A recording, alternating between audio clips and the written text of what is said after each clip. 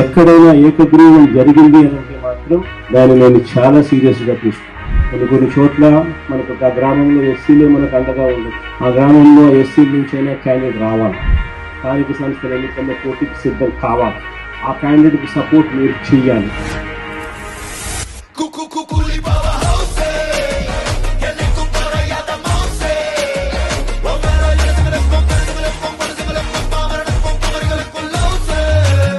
ఆ క్యాండిడేట్ అనిపించారు, నాకు వైఎస్ఆర్ కాంగ్రెస్ పార్టీ తోడుగా ఉంది, నా ఎమ్మెల్యే క్యాండిడేట్ నా చెయ్యి విడవలేదు, ఊర్లో డామినేషన్ తట్టుకోగలుగుతాను, నిలబడగలుగుతాను అని చెప్పి ఆ క్యాండిడేట్ అనిపించింది. అప్పుడే రేపొద్దున జరగబోయే మీ ఎన్నికల్లో ఆ క్యాండిడేట్ అంతే కసితో మీకోసం తోడుగా నిలబడతాడు.